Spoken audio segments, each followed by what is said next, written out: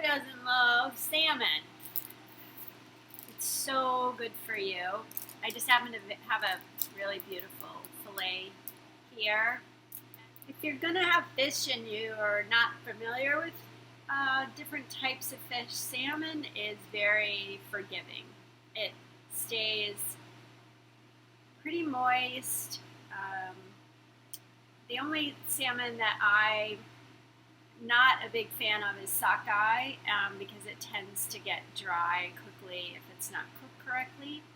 But the salmon that we have here today is really easy to work with and tends to stay nice and moist, and it doesn't need to be cooked for a long period of time. And we're going to do something a little different with it that's super easy, that doesn't take a lot of ingredients and adds a punch of flavor to the salmon, something different than just adding a squeeze of lemon and some salt and pepper to your fish.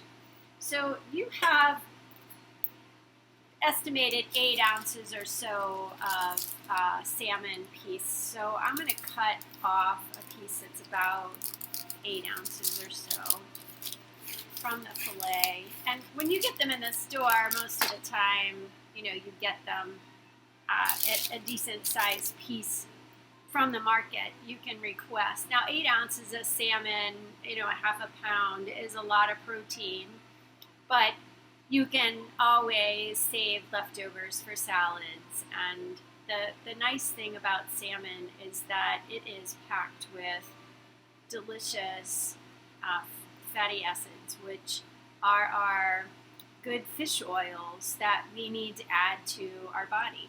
And most people don't realize how beneficial salmon really is. So I'm just going to put this here for now. I'm going to rinse my hands. And we can start working on the marmalade sauce. So the orange marmalade that we have, that you have in your box, we get from Pickle Patch Acres, and they're a local farm that makes these jams for us. So in your kit, you're going to want to measure out a half a cup of the marmalade.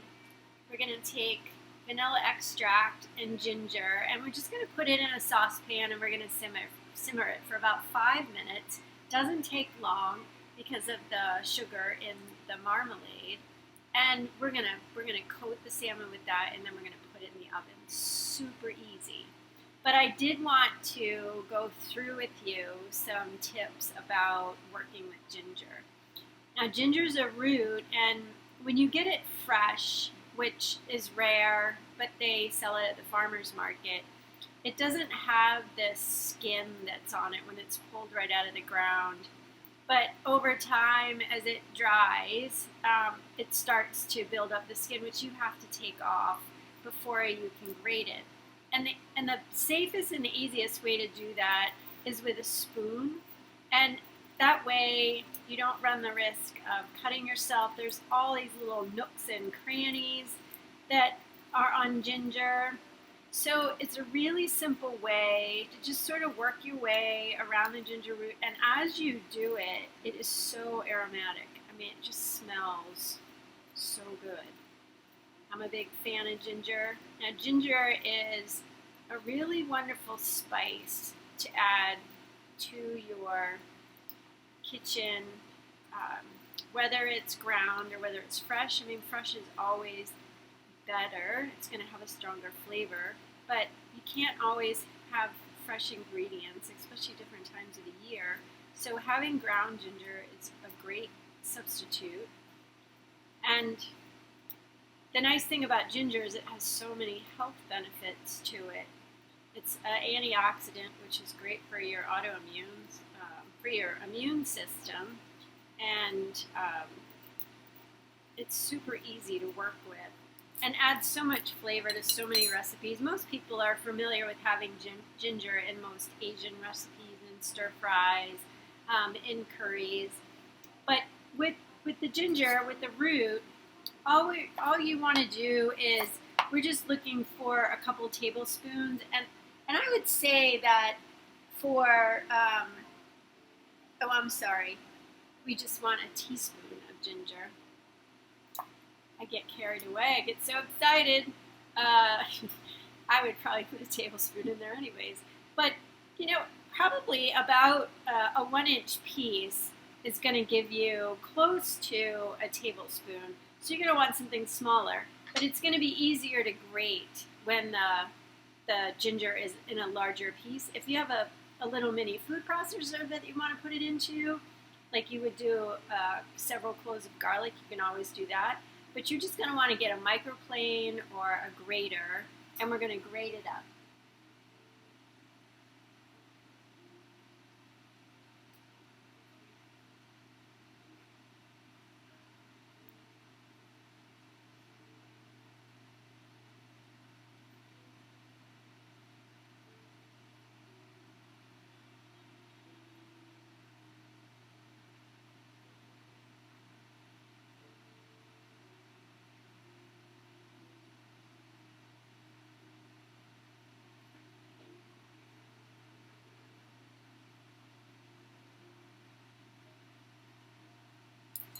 So we're just going to want to take our piece of ginger and run it on the microplane. And what you're going to find is that ginger has lots of, I guess what you would call fibers that are in it.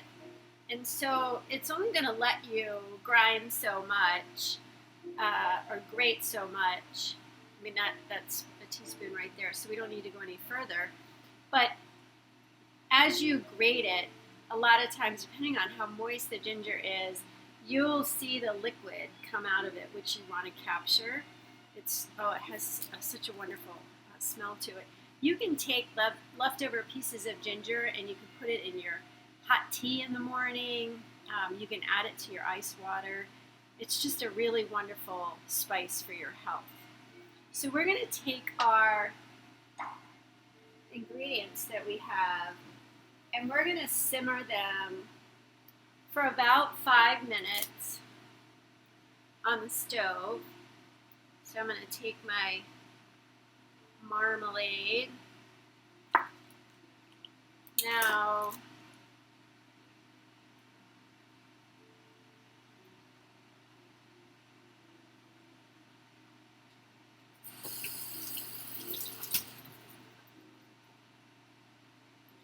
I don't know if any of you have one of these at home. This is a Pampered Chef spatula. If you go to a Pampered Chef show, which I probably did 20 years ago, maybe longer, you get these little spatulas, or you can order them for $1. And they are the most useful tools in the kitchen. Sometimes when you get a little mini food processor, they come with them, or a Vitamix. This one happens to come from Cuisinart, but the same thing. They come from Pampered Chef. All right, I digress. I'm going to put in the marmalade, the ginger, and we're going to put in our teaspoon of vanilla, and we're going to mix this together. And then we're going to put this on the stove, and we're going to cook it for about 5 minutes, and then we're going to add it to our salmon.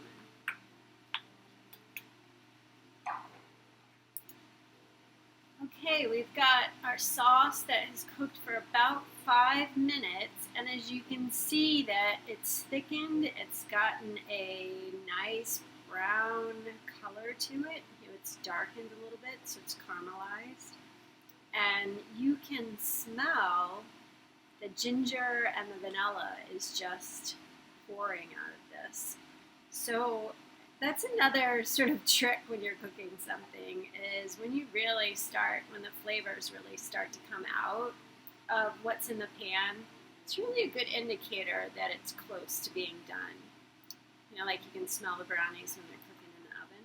So we're going to take our sauce and we're going to add it, we're going to spread it over our fillets. And you can do this with a spatula, you can do it with a spoon, but this marmalade sauce is hot, so you want to be cautious not to get any of it on you. So we're going to put a nice coating of this sauce on top of the salmon. And then the salmon's going to go into a 400 degree oven, and it's going to cook for about 7 minutes. And the fillets that you have are good size, so it may take a little bit longer depending on your oven, but you always want to start with a shorter amount of time and then check. So we've got a good coating on them. I'm going to add just a pinch of salt and pepper.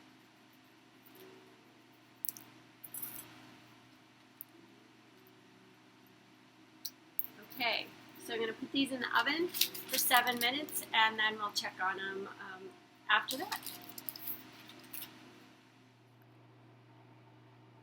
So our salmon is out of the oven. Doesn't it look delicious? It smells amazing. I can smell the vanilla and the ginger more than anything else. I think this is a really nice coating for somebody who is not always a big fish eater too, but I think it wins all the way around. Now, when you take your salmon out, I know a lot of people never know how long to cook it. They don't want it to become dry, obviously. Salmon needs to be cooked at about 145 degrees. If you don't have a thermometer at home, a really easy trick that you can do is if you take a fork and you can separate the salmon super easy,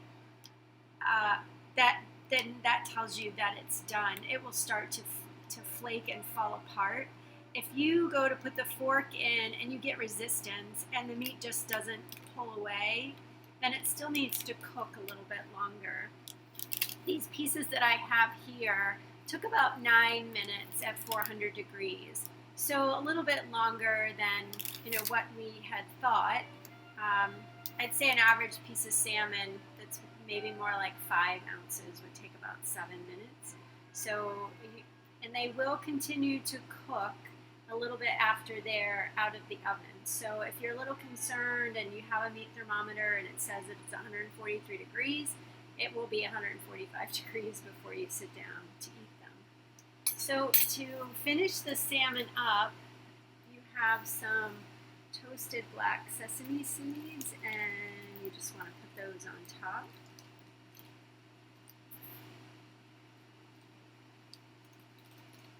And voila! Orange marmalade salmon.